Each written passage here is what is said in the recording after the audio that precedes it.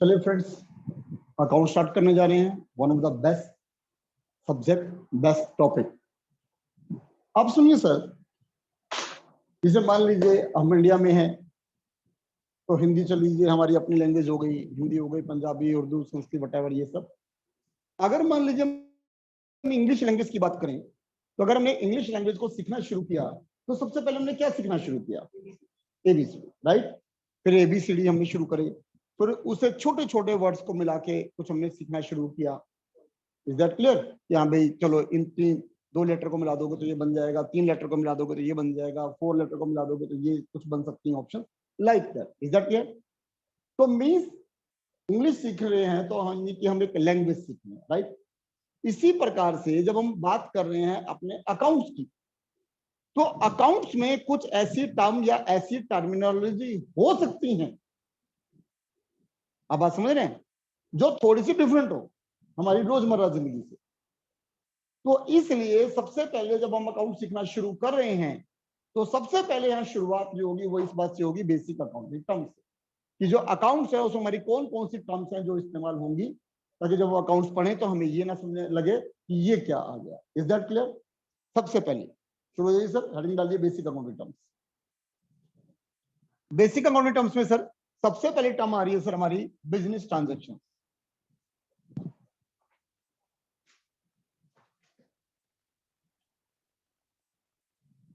ठीक, अब क्वेश्चन आता है कि ये बिजनेस ट्रांजेक्शन, अगर हम बात करें कि हम कोई बिजनेस करने जा रहे हैं तो बिजनेस के अंदर बहुत सारी ट्रांजेक्शन होंगी जी। जैसे मान लीजिए एक व्यक्ति जो बिजनेस स्टार्ट करने जा रहा है वो अपना कुछ पर्सनल कैश बिजनेस के गले में डालेगा कि अब मैं जो बिजनेस करूंगा वो इस कैश से करूंगा, फिर शाम को देखूंगा जी कैश कितना बढ़ा या घटा या व्हाटएवर। बिजनेस ट्रांजेक्शन है सर। बिजनेस के लिए सर हमने कहा चलो जी हम एक ऑफिस बना रहे हैं, उसके अंदर कुछ कुर्सियां डाल रहे हैं, सामने टेबल डाल रहे हैं, हैव यू गॉट इट। कुछ और मान लो थोड़ी बहुत चीजें लगा रहे हैं वहां पे ताकि कोई कस्टमर आए तो उनसे डील कर सकें। बाहर कोई काउंटर लगा दिया, फिर कस्टमर आएगा तो यहाँ से हम सामान बेचेंगे। Is that clear? मान लीजिए हमने कोई आरओ सिस्टम वगैरह लगा दिया, वाटर कूलर लगा दिया, कि कोई कस्टमर पानी मंगाएगा तो इसमें से दे देंगे सर। तो ये सारी जो हम वाटर कूलर खरीद रहे हैं ये भी क्या है सर? ये भी ट्रांजेक्शन है। जो बिल्कुल से इलेक्ट्रिसिटी बिल पे कर रहे हो सर, ये भी ट्रांजेक्शन है। Are you good? आपने जो एम्प्लॉय को अपॉइंट किया उस एम्प्लॉय को सैलरी दे रहे हो सर, वो भी बिजनेस ट्रांजेक्शन है। Is that clear? जी sir.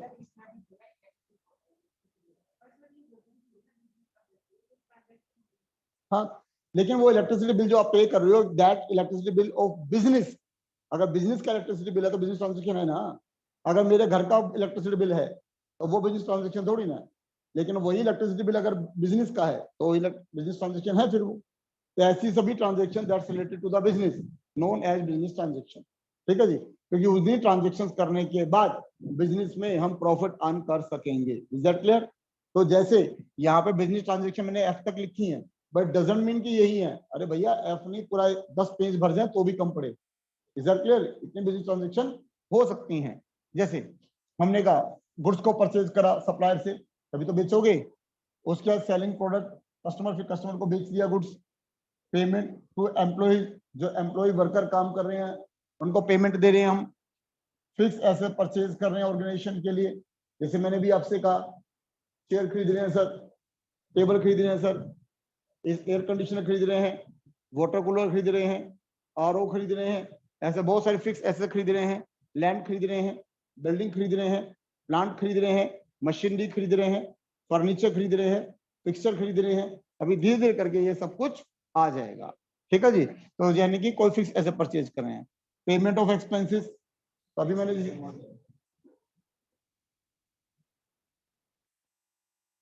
Payment of expenses, expenses की हम पेमेंट कर रहे हैं। कोई एम्प्लॉय काम कर रहे हैं उनकी सैलरी पे कर रहे हो, वर्कर काम कर रहे हैं उनकी वेजेस पे कर रहे हो, इलेक्ट्रिसिटी बिल आ रहा है इलेक्ट्रिसिटी बिल पे कर रहे हो, जिस जगह पे काम कर रहे हैं उसका रेंट पे कर रहे हो। ये सब क्या है? एक्सपेंसेस हैं। ये सारे एक्सपेंसेस हैं। तो means payment of expenses. Recording of receipt of cash from customers, customer से कैश आ रहा है उसको रिकॉर्ड कर रहे हो, बैंक में कैश जमा करा रहे हो उसको रिकॉर्ड कर रहे हो। Is that clear? जो कैश सेल कर रहे हो, काउंटर पे सेल कर रहे हो, उससे जो पैसा आ रहा है, कैश आ रहा है, उसको रिकॉर्ड कर रहे हो। तो जितनी भी ट्रांजेक्शन है that's are related to the business. तो मैं यही समझा रहा हूँ सर, ये एक तो नॉलेज के लिए सर 6 आइटम आपको यहाँ दिख रही है, मैं ये 600 भी हो सकती हैं। तो ये बात समझ आ रही है? Is that clear? आगे चलें, चलिए। नहीं नहीं नहीं, बिजनेस ट्रांजेक्शन छोटी बड़ी से कोई लेना देना नहीं है। आप बात को समझिए, बिजनेस आपके उसके पास, आपके पास कोई कस्टमर आया, मान लीजिए कोई गेस्ट आया, आपने अपने किसी वर्कर से या पियोन्स को बुलाया और आपने कहा भैया 2 चाय लिया या 2 कॉफी लिया और 2 पैकेट बिस्किट के लिया, वो लेकर आ गया। सर कितने क्या है, 40-50 रुपए के। तो अब ये सुना को 40-50 रुपए की ट्रांजेक्शन छोटी है तो बिजनेस ट्रांजेक्शन नहीं है। बिजनेस ट्रांजेक्शन है। अगर आप 40 लाख की मशीन भी खरीद रहे हो बिजनेस के लिए, वो भी बिजनेस ट्रांजेक्शन है। तो any transaction, any monetary transaction that is related to the business, ऐसी सभी ट्रांजेक्शन जो मोनेटरी ट्रांजेक्शन हैं और बिजनेस से रिलेट कर रही हैं, वो सारी की सारी बिजनेस ट्रांजेक्शन। ठीक हो गया? चलिए जी आगे चलते हैं माय फ्रेंड्स। अगली बात आती है सर प्रोप्राइटर की। अब कहते हैं ना सर, कोई तो होगा जो सबसे आगे चलेगा। आ रही बात सुनिए। तो प्रोप्राइटर का मतलब क्या है? ओनर, जो कंपनी, जो ऑर्गेनाइजेशन का मालिक है, प्रोप्राइटर है, जो सभी चीजों को ऑर्गेनाइज कर रहा है, सारे फैक्टर्स को ऑर्गेनाइज कर रहा है। लैंड है, लेबर है, कैपिटल है, एंटरप्रेन्योर है, इन सबको क्या करेगा? ऑर्गेनाइज करेगा। Raw material, power, fuel, oil, सबको ऑर्गेनाइज करेगा, प्रोडक्शन करेगा, सेल करेगा। लास्टली जो नफा नुकसान होगा, जो भी प्रॉफिट है या लॉस है, वो किसका होगा? प्रोप्राइटर का, मालिक का। तो यानी ये प्रोप्राइटर वो है जो रिस्क लेता है, समझ लो, सभी रिसोर्सेज को ऑर्गेनाइज करता है और उस रिसोर्स को ऑर्गेनाइज करके जो भी गुड्स एंड सर्विसेज को सोल्ड करना है, सोल्ड करता है। Is that clear? और उसके बाद सभी ट्रांजेक्शंस के बाद जो लास्ट में नफा नुकसान जो भी होगा वो प्रोपरेटर का होगा। तो that's known as a proprietor. ठीक है जी। तो दूसरा मैं कहता था प्रोपरेटर। तो प्रोपरेटर मतलब क्या हो गया सर यहाँ पे? ओनर, यानी कि बिजनेसमैन, जो सारे रिसोर्सेज को अरेंज कर रहा है, अरेंज करके लास्ट जो नफा नुकसान होगा वो प्रोपरेटर का होने वाला है। ठीक है जी। तीसरे नंबर पे सर यहाँ आती है सर हमारी एसेट्स। ठीक है जी। अब जरा देखिए सर, एसेट्स क्या है? Basically persons belongings. बहुत बढ़िया सर। वो एक्चुअली डिपेंड करता है सब्जेक्ट क्या है। सब्जेक्ट टू सब्जेक्ट जो चीजें होती हैं वो वेरी कर जाती हैं। एसेट्स का मतलब होता है sir properties plus rights. Assets का मतलब क्या होता है? Properties plus rights. ठीक है जी। अब क्वेश्चन अगला आता है सर, ये सब प्रॉपर्टीज और राइट्स क्या है? ठीक है जी। तो प्रॉपर्टीज का मतलब ऐसी चीज, जिस भी चीज की कोई यूटिलिटी है, ऐसी कोई चीज जिसकी कोई यूटिलिटी है, जो हमारे को कोई रिटर्न दे रही है, जो हमारी लाइफ को आसान कर रही है, उसे बोलते हैं प्रॉपर्टी। जैसे फिल्मों में डायलॉग सुना होगा, मेरे पास बंगला है, गाड़ी है, कैश है, माँ है नहीं है, छोड़ दो उस पॉइंट को, वो तो मजाक था। ठीक है? तो ये की गाड़ी है, बंगला है, कैश है, ये सब तो क्या कहते हैं? प्रॉपर्टी है। अब सपोज करो हमने क्या कहा, गाड़ी। गाड़ी प्रॉपर्टी कैसे है? सर आपको एक जगह से दूसरी जगह जाना आसानी से आप जा सकते हो। बाहर धूप है, बारिश है, आंधी है, तूफान है, तो आप आराम से जा रहे हो सर वहां पे। इधर तो मीन्स गाड़ी हमारे लिए क्या है? एसेट्स है, प्रॉपर्टी है। समझ आ गई बात? हमने कहा सर अपनी, हमने कहा जी लैंड है, बिल्डिंग है, एसेट्स है सर। अपना मकान है सर हमारा, आप आराम से रह रहे हो उसमें, धूप छांव बारिश सबसे बच रहे हो। हमने कहा सर हमारे पास 2 व्हीलर है, बाइक है, स्कूटी, वटेवर जो भी है सर, हमने कहा एसेट्स है कि छोटी मोटी जगह जाना तो यूज करके निकल जाते हैं, वापस आ जाते हैं। हो गया सर काम, एसेट्स है सर, यूटिलिटी है। आ रही बात समझ में? कैश है सर, हमने कहा एसेट्स है सर। जो मार्केटेबल चीज खरीदनी होती है उसको आराम से खरीद सकते हैं, लेकिन ध्यान रखना क्या बोल रहा हूँ, मार्केटेबल चीज खरीद सकते हो। Is that clear? पता चला माँ खाना बनाकर लेकर आई, मम्मी, आपने कहा बहुत बढ़िया लगा माँ, इतना बढ़िया खाना मैंने तो कभी खाया नहीं, ये पकड़ो 100 रुपए। पता चला उसके बाद गाल लाल। समझ गए भाई? वो मार्केटेबल चीज है, वहां कैश नहीं काम आएगा। कैश कहाँ काम आएगा? मार्केटेबल चीज जो बिकती है, मार्केट में वैल्यूएबल चीज है, उसकी बात कर रहा हूँ। तो कैश आपकी एसेट्स होगी कि मार्केटेबल चीज खरीदना चाहो आप खरीद सकते हो। आप मेरी बात समझ करो। तो आप लोग तो क्या खरीदोगे? आप तो पिज्जा वगैरह ये खरीदोगे सर। हमारे जैसे बंदे तो गुलाब जामुन ही पसंद करते हैं। ठीक हो गया? तो यानी कैश क्या हो गया सर यहाँ पे? कैश हो गया आपका asset. Bank balance sir assets है। बैंक बैलेंस एसेट्स क्या है? आज ऑनलाइन पेमेंट करनी है, बैंक के थ्रू, चेक के थ्रू पेमेंट करनी है, आराम से पेमेंट कर सकते हैं। मीन्स ये सब क्या है? हमारी एसेट्स है। ठीक। अब आता है राइट्स। राइट्स क्या है? अधिकार आपके। तो जो आपके अधिकार हैं वो भी आपकी एसेट्स। अब सर जो मैंने मटेरियल आपको दिखाया, तो मैं शो करा कि देखो सर ये कंटेंट है, मैंने लिखा हुआ है, तो सर क्या है? वो मेरा राइट है, मेरा अधिकार है, वो मेरी एसेट्स है। भाई मेरे बिगर परमिशन के कोई इसको इस्तेमाल नहीं कर सकता, that's my asset. Is that clear? कल को सपोज करो कोई हमने नई इन्वेंट, कोई फॉर्मूला इन्वेंट कर दिया, कोई नई चीज हमने डिस्कवर कर दी, ठीक है जी। तो अगर मान लीजिए हमने कोई नई चीज इन्वेंट करी, कोई नई चीज हमने डिस्कवर करी, तो उस पर अधिकार किसका होगा? हमारा। हमारी बात सुनिए, तो वो क्या है? मेरा राइट है। Is that clear? अब मान लो सपोज करो मैंने ऐसी कोई नई चीज बना दी 1 मिनट के लिए। अब वो नई चीज बनाने के बाद सुहानी कह रही है मेरे से कि सर ये आपने नया एक आविष्कार करा, सर मैं भी इस बात को इस्तेमाल कर लूं, तो मैं क्या कहूंगा? ठीक है, जा कुछ नकद नारायण निकाल, कर सकता है ना? Is that clear? तो मीन्स उस राइट का अधिकार हमें रिटर्न मिल सकता है। Is that clear? तो इसका मतलब वो क्या है? एसेट्स है। तो एसेट्स का मतलब क्या हुआ बिजनेस के अंदर? Property plus right. जो बिजनेस के अंदर जो प्रॉपर्टीज हैं, जो राइट्स हैं, वो हमारी एसेट्स। ठीक। अब ये फर्दर कई तरीके से हम इसको डिवाइड कर सकते हैं। जैसे फर्दर मैंने इसमें कहा sir fix assets,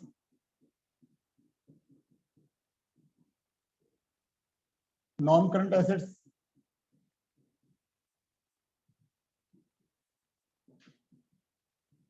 long term assets, ठीक है जी। अब fix assets, non current assets, long term assets, ये एसेट्स क्या है? ये वो एसेट्स हैं, ये वो प्रॉपर्टी और राइट्स हैं जिनकी life generally usual more than a year. Business में ये वो एसेट्स हैं, एसेट्स जिनकी life more than a year, कि जनरली आपको इनकी लाइफ जो है बिजनेस के अंदर 1 साल से ज्यादा देखने को मिली। यानी आपने एसेट्स खरीद ली, इसका जो रिटर्न मिलेगा बिजनेस के अंदर वो 1 साल से ज्यादा मिलेगा। बहुत बढ़िया। अब जैसे मान लीजिए हमने कहा सर प्लांट है, मशीनरी है, आप मेरी बात को समझ रहे हो? प्लांट मशीनरी, हमने एयर कंडीशन खरीद लिया बिजनेस के अंदर, मशीनरी खरीद ली सर। अब उम्मीद तो ये है ना सर एसी 1 साल से ज्यादा का रिटर्न देगा। ठीक। हमने क्या दिया सर? लैंड है, बस खुश हो जाओ। जमीन खरीद ली सर, लैंड खरीद ली सर। अब तो यही तो पता ही नहीं कितने सालों तक आपको रिटर्न देगी। बस शर्त है सर भूकंप भूकंप आगे का लैंड वैल्यू ना पूरी खत्म हो जाए तो अलग बात है। ठीक है जी। तो लैंड सर, बिल्डिंग खरीद ली सर हमने कोई, ठीक है ना सर? तो और बिल्डिंग खरीद ली, इसलिए खरीद ली हमने जगह। एक बार खरीदी सर, पता नहीं कितने सालों तक बेनिफिट देगी। समझ आ गई मेरी बात? हमने कहा सर फर्नीचर खरीद लिया हमने, उम्मीद यही है कि 1 साल से ज्यादा का रिटर्न देगा। सर फिक्सचर कंस्ट्रक्ट कर लिया सर, 1 साल से ज्यादा का बेनिफिट देगा। आ रही बात सुनने? Is that clear? कोई डाउट कंफ्यूजन? ठीक। अब पूरी क्लास में किसी ने मेरे से नहीं पूछा सर फर्नीचर फिक्सचर में डिफरेंस क्या है। सबने यस सर बोला। इसका मतलब आपको क्लियर है? क्लियर है ना? तभी तो नहीं पूछा आपने मेरे से। आप मेरी बात समझ रहे हो? तो यानी मैं अब आपसे पूछ सकता हूँ, तो भाई बताओ फिक्सचर और फर्नीचर में क्या डिफरेंस है? तो सारे बताएंगे ना मुझे, तो ऐसा तो नहीं जो कहीं मुझे नहीं पता। हाँ जी, 1 2 3 4 5 6 7, तो फिर क्या मतलब? कोई कथा थोड़ी ना चल रही है। अगर आपको कोई चीज नहीं पता तो आप पूछो ना मेरे से कि सर हमें नहीं पता सर प्लीज बताइए इसका मतलब। ऐसे थोड़ी ना बात बनेगी। सर फर्नीचर फिक्सचर में डिफरेंस क्या है? जैसे फर्नीचर है, दैट कुड बी मूव। मान लो मेरी चेयर है, ये मूव हो सकती है, ठीक है जी। आप इस पे बैठे हो, डेस्क पे बैठे हो, that could be move, furniture है सर। आ रही बात सुनने? लेकिन आपने कई बार देखा होगा कुछ फर्नीचर सर वो फिक्स हो जाता है दीवारों पे। आप मेरी बात को समझ रहे हो? जैसे अब ये मैं डिजिटल बोर्ड पढ़ा रहा हूँ, that I can say fixture, ये फिक्स हो गया सर यहाँ पे। आ रही मेरी बात समझे? तो ऐसा कोई फर्नीचर जो फिक्स हो गया, जिसको मूवमेंट आपकी खत्म हो गई, मूव नहीं हो सकता, दैट्स नोन एज ए। शायद समझे क्या चीज? नहीं फिक्सचर तो नहीं है सर, ये मूव कर सकता है, हिलाइए मत बस। ठीक है, चलिए बहुत बढ़िया। ठीक। हाँ हाँ एक ही बात है, इसलिए फ्लश लेस करके लिखिए। कॉर्पोरेट अकाउंट, कंपनी अकाउंट जब बनाएंगे तो वहां पे नॉन करंट एसेट और फिक्स एसेट में थोड़ा सा स्लाइटली डिफरेंस है, लेकिन अभी 11th में आप एक बात समझ सकते हो, लेकिन कॉर्पोरेट अकाउंट में फर्क आ जाएगा क्योंकि fix asset non current assets का पार्ट है उसके को। ठीक है, चलिए जी। तो सर ये हो गया sir plant machinery, land, building, furniture, fixture. ठीक है जी। अगला सर मैं लिख रहा हूं सर गुडविल। अब सर क्वेश्चन आता है सर गुडविल क्या है? सर गुडविल है रेपुटेशन, गुडविल क्या है? ऑर्गेनाइजेशन की रेपुटेशन। सर रेपुटेशन ना तो एकदम से बनती है और ना ही जनरली एकदम से बिगड़ती है। आप मेरी बात को समझ रहे हो? जैसे आपने स्काइलाइन ट्यूटोरियल को ज्वाइन किया, ठीक है जी, अब मान लीजिए किसी एक व्यक्ति ने कह दिया स्काइलाइन ट्यूटोरियल तो अच्छा नहीं है सर, तो क्या आप मान लोगे? आप कहोगे नहीं यार, तू ही एक अकेला आके मेरे कान में कह रहा है अच्छा नहीं है, बाकी 10 से बात हुई है, 20 से बात हुई है, सब कह रहे हैं बढ़िया है। आप अपनी बात को समझ रहे हो? Is that clear? तो ना तो एकदम से रेपुटेशन खराब होती है, और हम ये सोचें कि हम एक ही रात में स्टार बन गए थे जी, हमारा एक ही रात में स्काइलाइन चमक गया था, ऐसे थोड़ी ना होता सर। पता नहीं कितनी मेहनत करी थी उसके बाद स्टार बना था। Is that clear? यानी गुडविल यानी कि रेपुटेशन एक ऑर्गेनाइजेशन की तो ना एकदम से बनती है ना एकदम से बिगड़ती है, यानी कि ये एक लॉन्ग टर्म कंसेप्ट हुआ जी। फिर अगला सर, पेटेंट्स। तो सर पेटेंट क्या है? सर पेटेंट आपका फॉर्मूला है। पेटेंट क्या है? एक ऑर्गेनाइजेशन का फॉर्मूला जो इन्वेंट किया गया, एक नई चीज इन्वेंट करी गई। तो जब एक नई चीज इन्वेंट करी गई तो कंपनी ने, ऑर्गेनाइजेशन ने क्या करा? उसे अपने नाम पे रजिस्टर्ड करवा लिया। आप मेरी बात को समझ गए? तो रजिस्टर्ड करवा लिया तो उस ऑर्गेनाइजेशन के अलावा कोई इसको इस्तेमाल, उस कंसेप्ट को इस्तेमाल नहीं कर सकता। तो that's known as a patent. समझाता हूं मैं आपको। जैसे मान लीजिए एक बार मैं और मेरी मिसेस, ठीक है जी, जूसर मिक्सर ग्राइंडर ऐसे कुछ खरीदने गए जी, ठीक। तो उन्होंने एक दिखाया था जूसर मिक्सर, ठीक है, बहुत साल पुरानी बात हो गई। तो उन्होंने कहा मैम जब इस जूसर में इसको यूज करते हैं तो आपको हाथ ऊपर रखना पड़ता है जब इसको इस्तेमाल करते हैं, और ऐसा नहीं है कि आप वो काम करो और आप कहीं चले जाओ। तो हमने कहा हाँ यार बिल्कुल ठीक कह रहे हो, ऐसा होता है कि उस पर रखना पड़ता है, जो जार उछल के चला जाएगा। आप मेरी बात को समझ गए? तो उसने कहा कि नहीं जी, जो हमारी मिक्सी है इस पे जो आपका ये जो जार लगा हुआ है, आपको इसको ऊपर पकड़ना नहीं पड़ेगा। मैं तो टीचर आदमी हो गया, अब जब तक क्यों का जवाब ना दे दें या क्यों पूछ ना ले, रोटी हजम ना हो। हमने पूछा भाई मैंने उससे कि भाई ऐसा क्यों है आपकी मशीन में? तो उसने क्या बताया? उसने बताया सर देखो ये नीचे मशीन है। मैंने कहा ठीक, ये सर जार है। ठीक। कहता सर इसके बीच में जब ये चलती है तो वाइब्रेशन होती है। मैंने कहा बिल्कुल ठीक कह रहा है, वाइब्रेशन होती है। कहता इसी वाइब्रेशन जैसा डर होता है कि जार एकदम से उछल के गिर ना जाए। बिल्कुल ठीक सर। तो उसने कहा हमने इसमें यहाँ पे रबड़ का एक वो डाल दिया सर, वार्शल डाल दिया, ठीक है जी, एक पैड डाल दिया। अब क्या होगा जब ये वाइब्रेशन होगा तो वो जो है वो पैड उसे ऑब्जॉर्व कर लेगा और जिसकी वजह से ये जार उछलेगा नहीं। मैं उसकी शक्ल देगा ना आपको। फिर उसने क्या कहा सर इसको हमने पेटेंट करवा लिया है। क्या करवा लिया?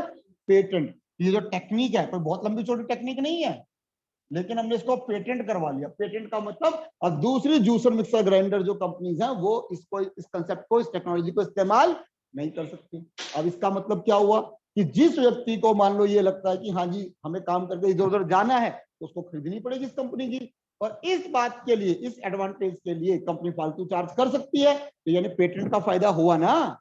आ रही बात सुनिए? बोलिए सर।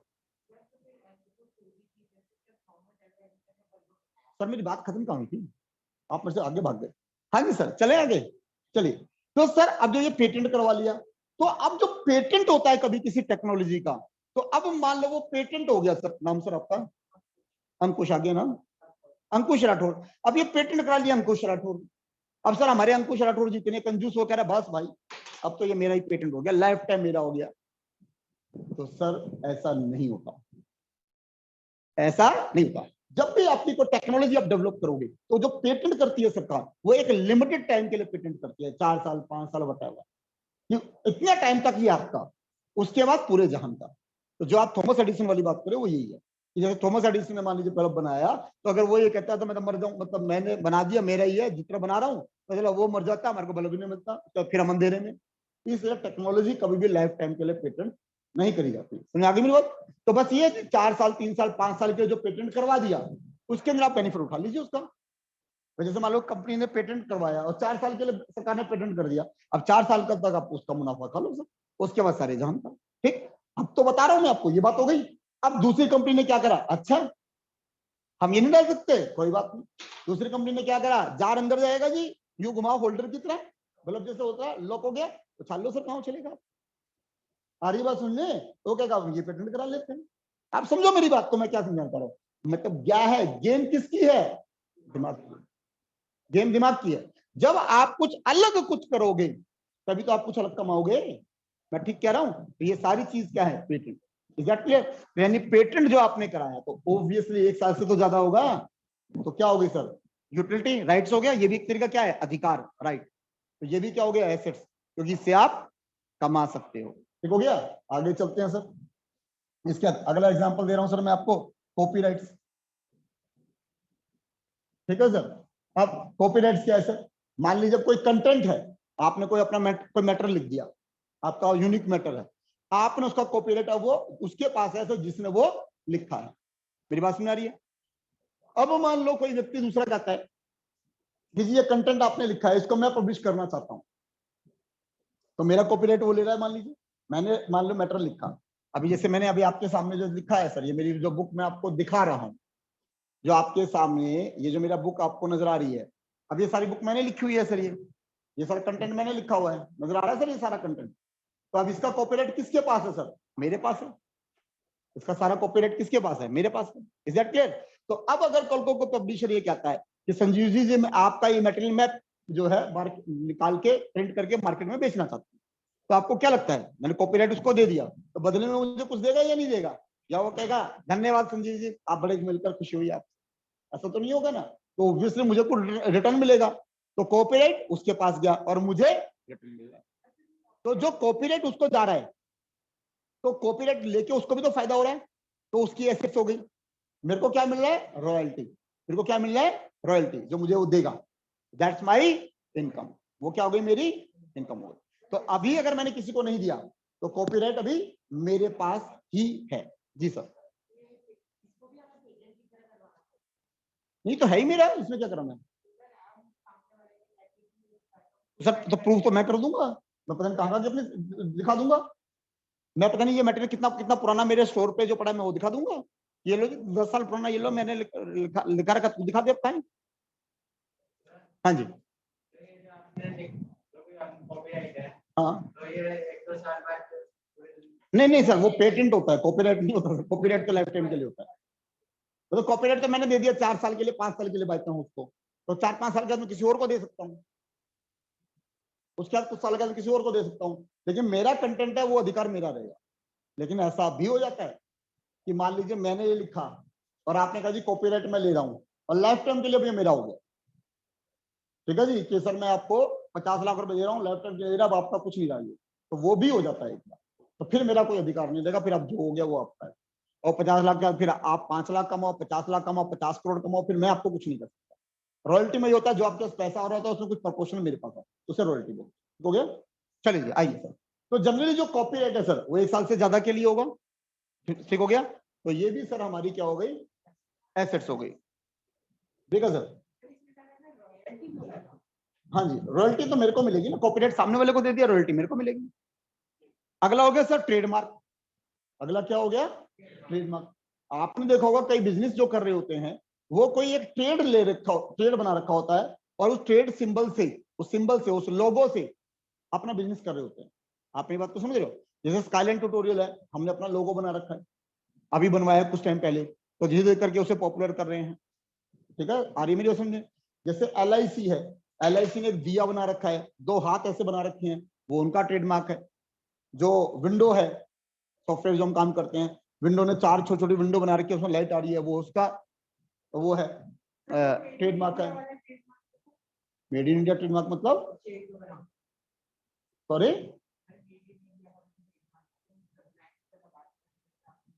ये मेड इन इंडिया सर कोई कंपनी ऑर्गेनाइजेशन थोड़ी ना है सब, बिजनेस ऑर्गेनाइजेशन की बात चल रही है कि बिजनेस ऑर्गेनाइजेशन अपना को ट्रेड बना रही है जिसको वो फोकस करवा रही है, जिससे उन्हें बेनिफिट हो रहा है। जैसे अब DTC है, DTC का अपना एक सिंबल है, ऐसे करके ऐसे करके जो है, तो वो उसका वो है। और मैंने बताया आपको विंडो का, उसका अपना ट्रेडमार्क है। तो ये सारे क्या है? ट्रेडमार्क है। तो ट्रेडमार्क जो है वो भी कहीं ना कहीं हमारी एसेट्स है, क्योंकि एक टाइम ऐसा आता है कि लोग ट्रेडमार्क के सिंबल से समझ जाते हैं ये बिजनेस उसका है। अगर दिया या दोनों हाथ दिख रहे होंगे तो मैक्सिमम लोग समझ जाएंगे LIC की बात। अरे मेरे समझ, तो दैट्स एज ट्रेडमार्क। ठीक है जी। फिर कोई ब्रांड, मान लीजिए कोई इमेज, ये ब्रांड और इमेज, अब मान लीजिए 1 मिनट के लिए और कई बार होता है ना किसी कंपनी ने इसको अपना ब्रांड एम्बेसडर अपॉइंट किया है, ठीक है जी, तो ब्रांड कोई एक ब्रांड लॉन्च किया, उसका एम्बेसडर उसको बना दिया। Is that clear? तो ब्रांड कोई बनाया है, उसकी वैल्यू है सर एसेट है। सर कह सकते हो आप, मैं इस बात को डिनाई नहीं कर रहा, लेकिन जो गुडविल है वो नाम हो गया पोजीशन का, इमेज हो गई लोगों के दिमाग में उसकी पिक्चर। तो ऐसे तो थोड़ी बहुत तो आपस में इंटररिलेटेड बहुत सारी चीजें हैं, मैं डिनाई नहीं कर रहा हूँ इस बात को, आपस में इंटररिलेटेड चीजें तो हैं, ठीक है जी, उस बात को डिनाई नहीं कर रहा हूँ, लेकिन मैं कहूँ बिल्कुल सेम है, जेरोक्स है वो नहीं है, ठीक हो गया। तो ये सर हमने क्या पढ़ा, ये हमने पढ़ा सर, क्या पढ़ा, फिक्स एसेट्स, यानी जो एसेट जिनकी लाइफ बिजनेस के अंदर 1 साल से ज्यादा हमें देखने को मिल रही है। समझ आ गई बात? चलिए, अब उसके बाद सर अगला कॉन्सेप्ट हमारा शुरू होता है sir, current assets.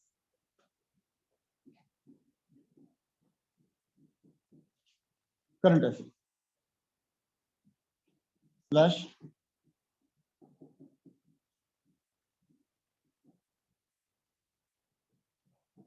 Short term assets.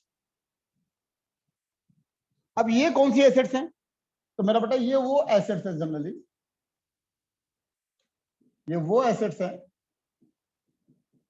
जिनकी life generally up to 1 year है बिजनेस के अंदर, जिनकी लाइफ बिजनेस के अंदर अप टू 1 ईयर है, ठीक है जी। तो जनरली अब इसमें हम इंक्लूड क्या करते हैं सर, इसमें हम इंक्लूड करते हैं cash, cash equivalent and other assets. एक मैं बता रहा हूं, मेरे can be converted into cash with in a year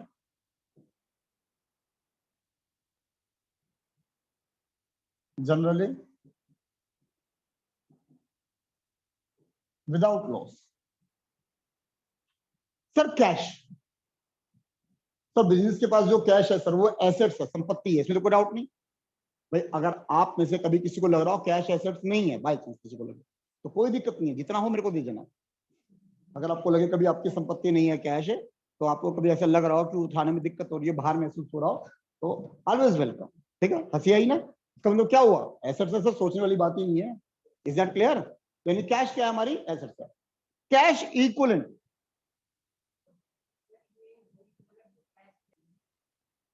अब सर हमने कहा कैश इक्विवेलेंट, तो कैश इक्विवेलेंट क्या है, कैश तो नहीं है लेकिन अप्रोक्सीमेटली कैश के बराबर है। जैसे बैंक बैलेंस, बैंक में पैसा रखा है तो कैश के इक्विवेलेंट तो है, जाओ निकाल लो, कैश इक्विवेलेंट। मार्केटेबल सिक्योरिटीज, इसे आपने कई बार देखा होगा कि कई लोग बिजनेस करते हैं शेयर्स वगैरह का, कभी बैठे रहते हैं उल्लू की तरह स्क्रीन चला के, कभी आपने देखा हो, ठीक है जी, बढ़ रहा है खरीद लिया, कम हो रहा है बेच दिया, ऐसे, that's known as a marketable securities. क्या कहलाते हैं उसे, मार्केटेबल सिक्योरिटीज। तो जो मार्केटेबल सिक्योरिटीज है जब चाहो बेच लो, बिजनेस उसमें शेयर मार्केट में पैसा आ जाएगा आपके पास, तो that's known as a cash. Other assets, उसके अलावा वो सभी एसेट्स जो आप 1 साल के अंदर बेच सकते हो, कन्वर्ट कर सकते हो कैश में, generally without loss, generally without loss. तो अब इसका मतलब कहानी क्या निकली सर, अगर मैं बात करूं सर अब यहाँ पे, तो इसका मतलब इसके अंदर एग्जाम्पल के नाम पे सर कैश आ गया, बैंक आ गया,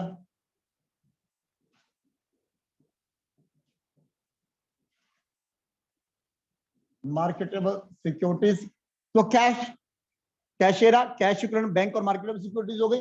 अदर एसेट्स, अब जरा ये ध्यान से सुनिए, तो जिस चीज का आप बिजनेस कर रहे हो, जैसे कोई बिजनेस कर रहे हो आप किसी भी चीज का, तो उसका स्टॉक तो आपके पास रखा होगा, तो जनरली वो आप 1 साल में तो बेच दोगे, generally without loss, generally without, ठीक है जी।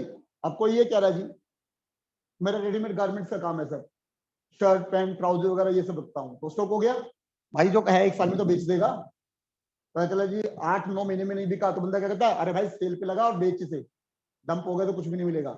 मैं ठीक कह रहा हूँ? तो जनरली स्टॉक, ठीक है जी। मान लीजिए 1 मिनट के लिए एक जूस की दुकान वाला है और वो अपने पास बहुत सारे फ्रूट रख रहा है, शेक रख रहा है, बना बना के बेच रहा है, तो 1 साल में तो स्टॉक को बेच देगा, वो बिक जाएगा, दूसरा आ जाएगा स्टॉक। मैं एक एग्जांपल दे रहा हूँ, तो स्टॉक हो गया सर एग्जांपल, बेस्ट तरीका। Is that clear? अगला सुनिए सर, पढ़ाऊंगा वैसे भी आगे। डेटर्स, डेटर्स DEBTOR, डेटर, ऐसा लगा दिया डेटर्स। डेटर्स नहीं बोलते सर, बी साइलेंट है यहाँ पे। डेटर्स, डेटर्स उसे बोलते हैं जिसको आपने गुड्स उधार में बेचे, जिसको गुड्स आपने उधार में बेचे। अब आप बताओ जी, जिसको गुड्स आपने उधार में बेच दिए तो आप भूल जाओगे ना, उसे पैसे तो नहीं मांगोगे बाद में, मांगोगे? तो एसेट्स हो गई सर, एसेट्स हो गई, ये एक साल में तो दे देगा, एक साल में तो दे देगा, डेटर्स। Is that clear? आ रही है मेरी बात सुनने? क्लियर है? तो ये क्या है सर, ये आपकी वो है जो करंट एसेट्स। तो जब आप ये उतार रहे हो तो इसके बाद कम से कम दो लाइनें छोड़ देना, क्योंकि भी एग्जाम्पल के नाम यहाँ पे और बढ़ेंगे। अभी बहुत सारे एग्जाम्पल हैं यहाँ पे जो बढ़ेंगे, जो आप ऐड करोगे, क्योंकि अभी ऐड नहीं करा रहा हूं, अभी ऐड कराऊंगा तो समझ में नहीं आएगा, तो इसलिए 2 लाइनें छोड़ दीजिए। ठीक है जी? तो ये सारे मैंने आपको जो एग्जाम्पल दिए इसके दिए सर। ठीक है जी? अभी आएंगे तो बहुत सारे, BR क्या, लूज टूज क्या, शॉर्ट टर्म इन्वेस्टमेंट क्या, प्रीपेड एक्सपेंसेस क्या, बहुत कुछ आएगा, एक्रूड इनकम, लेकिन वो अभी नाम नहीं डलवा रहा हूँ। जब वो पढ़ाऊंगा उसके धीरे धीरे करके हम नाम डालते रहेंगे, तो आप यहाँ पे इसके नीचे 2 लाइन छोड़ दीजिए। ठीक है जी? चलिए अगला आता है सर करंट एसेट्स के बाद।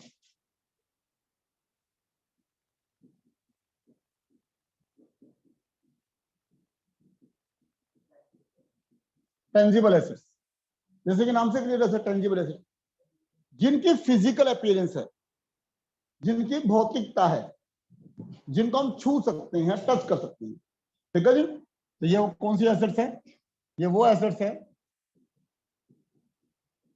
having physical appearance, जिनकी फिजिकल अपीयरेंस है, सी एंड टच, जिसको देख सकते हैं, टच कर सकते हैं। ठीक हो गया? Is that clear? ठीक है। तो जनरली ये वो मतलब कई बुक्स में हम डाल देते हैं, नहीं तो जनरली कॉर्पोरेट अकाउंट के पॉइंट से बात करूं तो टेंजिबल एसेट्स में वो एसेट्स लेते हैं जो फिक्स एसेट्स होती है, जिनको छू सकते हैं, टच कर सकते हैं। ठीक है जी? तो उस हिसाब से अगर मैं बात करूं तो क्या क्या हो गया sir? Land, building, plant, machinery, furniture, fixture. ठीक है जी? तो कॉर्पोरेट अकाउंट की बात करूं, कंपनी के अकाउंट्स की बात करूं, तो टेंजिबल में केवल वो आएंगी जो आपके लॉन्ग टर्म एसेट्स हैं, जिनको छू सकते हैं। लेकिन अगर मैं कॉर्पोरेट अकाउंट की बात नहीं करूं, तो सर सुनना मेरी बात को ध्यान से, कंपनी अकाउंट की बात नहीं करूं, तो उस केस में तो सर आपका जैसे मान लीजिए कैश है, वो भी आ जाएगा। सर ये किसने का जो ऊपर आ गया वो यहां नहीं आ सकता? आप बिल्कुल सर ध्यान दीजिए ना सर, क्लासिफिकेशन के अलग अलग तरीके हैं। अब जैसे मान लीजिए 1 मिनट के लिए यहाँ पे हमने बात करी सर, ये देखिए हमने यहाँ पे बात करी फिक्स एसेट्स और करंट एसेट्स, तो सर इसमें जो एसेट्स हैं ये तो टेंजिबल होगी, इनटेंजिबल होंगे। तो जैसे अब मान लीजिए 1 मिनट के लिए, अब इस फिक्स एसेट्स में मैंने बात करी सर, ये देखिए अब मैंने यहाँ बात करी plant, machinery, land, building, furniture, fixture, tangible है, लेकिन गुडविल, पेटेंट, कॉपीराइट वगैरह ये सब इंटेंजिबल है, तो ये थोड़ी नीचे नहीं आएंगी।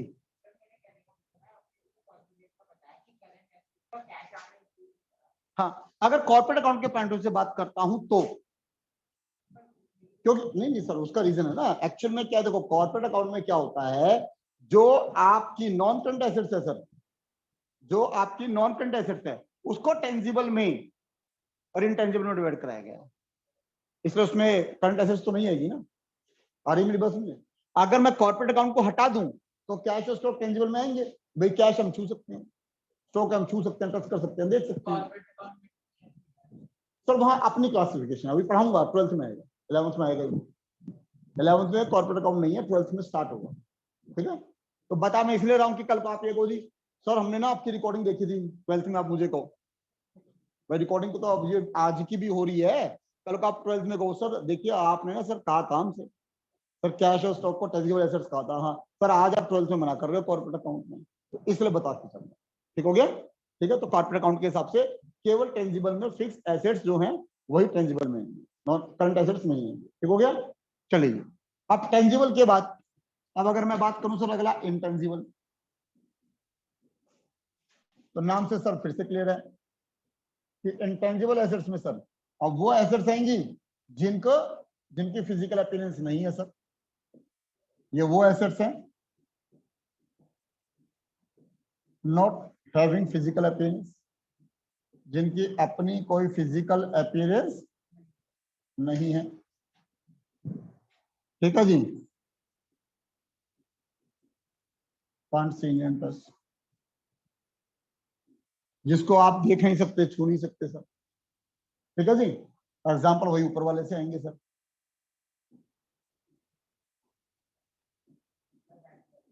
जैसे अब मैंने कहा sir goodwill, patents, copyrights, trademark,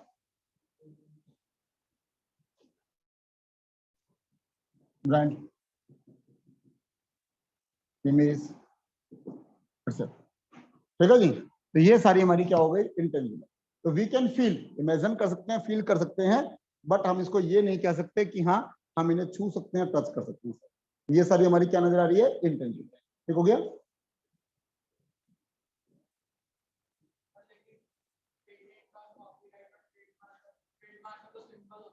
अच्छा तो छू सकता है, छू सकता है? अब तो ये पता है क्या कहेगा कि सर वो उसका माइक्रोसॉफ्ट ऑफिस का विंडो का, वो विंडो का सिंबल है ना सर, मैं उसे छिड़ के आया, आज मैं उसे गुदगुदी करके आया सर, आज मैं उसका मजाक उड़ा के आया सर। आप पता है आपको, ऐसे हो सकता है। फिर वो जो आपका ट्रेडमार्क है सर, वो तो 36 जगह बना होगा, आप क्या 36 जगह छुओगे? अब लैंड है तो लैंड तो दिख रही है ना, एक जगह है तो आपने उसको छू दिया, ट्रेडमार्क कहाँ कहाँ छूते फिरोगे? अरे बात सुन। ठीक, चले जी इंटेंजिबल का। अगला सर वेस्टिंग एसेट्स।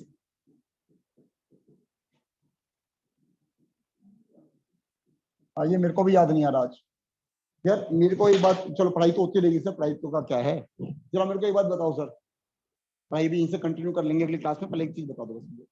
वो यार मेरे को ना गोल्ड डायमंड बड़ा पसंद सा है, तो कौन सा घर में पेड़ वेड़ उगाऊं जिसपे, जो कौन सा पेड़ घर में उगाऊं कि जिसके ऊपर गोल्ड आ जाए या डायमंड आ जाए, मैं उसकी खूब अच्छी तरह सेवा करूंगा, सारा ध्यान रखूंगा, केयर करूंगा उसकी पूरी तरह से। कौन सा उगता है मुझे नहीं पता, इसलिए आपसे नॉलेज मांग रहा हूँ। हाँ सर, कौन सा पेड़? कोई भी नहीं है? तो फिर गोल्ड वगैरह तो होता है यार हम लोगों के पास, कहाँ से आया फिर? माइंड से आता है क्या? ओके। और किसी पौधे वोधे से काम नहीं चलेगा, मतलब किसी पेड़ पौधे से? Okay sir. Known as wasting assets. तो वेस्टिंग एसेट्स क्या है? ये वो एसेट्स हैं जो हमें नेचर ने दिए। ठीक है जी। Assets, assets provided by the nature, nature ने दिया, नॉट मैन मेड। ठीक हो गया। ठीक है जी। अब जितने भी माइंस हैं, गोल्ड की, डायमंड की, कोयले की, ऑयल, ठीक है जी, वो सारी की सारी क्या है? Wasting asset. तो अब क्वेश्चन ही आता है सर, अगर मान लीजिए कोई गोल्ड की माइन है सर, गोल्ड माइन, ठीक है जी, आप ये तो मानते हो ना उसमें गोल्ड का जिंदगी निकालते रहो खत्म नहीं होगा, ये तो मानते हो? नहीं मानते? खत्म हो जाएगा? ऐसा नहीं, निकालते रहो नहीं होगा ऐसा। अच्छा चलो, कोयले की जो खान है, माइंस ऑफ कोयल, उसमें तो ऐसा होता है ना, कोयला निकालते रहो जिंदगी में निकलता रहे, अच्छा वो भी ऐसा नहीं होगा। That's why it's a wasting asset. कि जैसे जैसे आप उसमें से निकालते रहोगे, जैसे जैसे आप निकालते रहोगे उसकी वैल्यू कम होती रहेगी। अगर गोल्ड माइन है, मैंने मान लो सपोज करो मैंने 100 करोड़ की गोल्ड माइन खरीदी, अब पता चला 150-200 करोड़ का गोल्ड था, मैंने सारा निकाल दिया। अब उसके बाद 100 करोड़ की मैंने खरीदी थी, मैंने कहा ले 90 करोड़ की तू ले ले मेरे से, तो ले लोगे? क्योंकि उसकी वैल्यू कम हो गई, क्योंकि जैसे जैसे उसमें से आप एक्सट्रैक्ट करते रहोगे क्वांटिटी, उस माइन की वैल्यू कम होती रहेगी। तो that's known as wasting asset. तो वेस्टिंग एसेट्स कौन सी हो गई? Assets, assets provided by the nature, nature ने हमें प्रोवाइड कर दिया। सॉरी, जनरली ऐसी कोई भी चीज जो नेचर ने दी, वो और भी सोच सकते हो दिमाग, तो वो सारी चीज। अगला sir,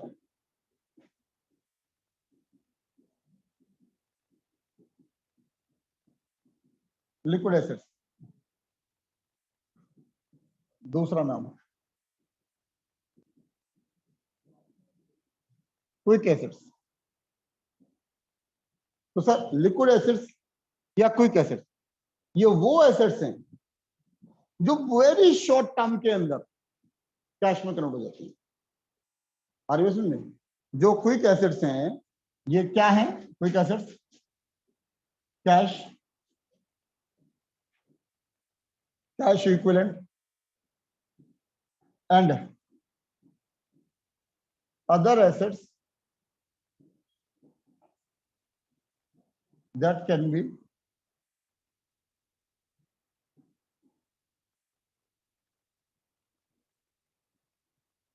converted into cash in very short period.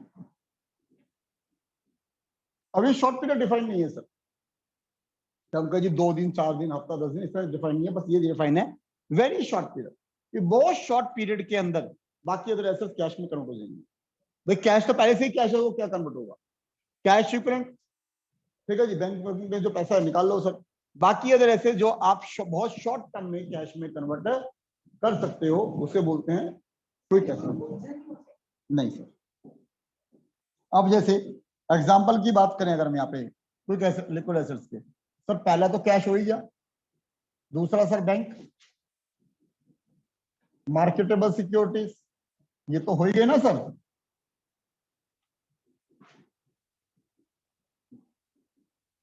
Debtors, जिसको उधार माल बेचा है उससे वेरी क्विकली कैश आ सकता है। स्टॉक नहीं होगा सर, क्यों? हर दुकानदार चाहता है जी आज उसकी दुकान जो भरी हुई है सुबह रात तक बिल्कुल खाली हो जाए, एक भी सामान ना बचे। तो क्या बिक जाता है सारा सामान? यानी स्टॉक आपके क्विक एसेट्स का पार्ट नहीं है। मतलब क्विक एसेट्स के अगेंस्ट में सबसे बड़ी एसेट जो है वो स्टॉक की होती है, क्योंकि हर दुकानदार चाहता है स्टॉक जल्दी से जल्दी बिक जाए, लेकिन हम सोचे जल्दी जल्दी स्टॉक बिक जाए, लेकिन जल्दी से जल्दी स्टॉक नहीं बिकेगा। तो मेरी बात, तो इसका मतलब वो आपका लिक्विड एसेट्स का पार्ट नहीं है।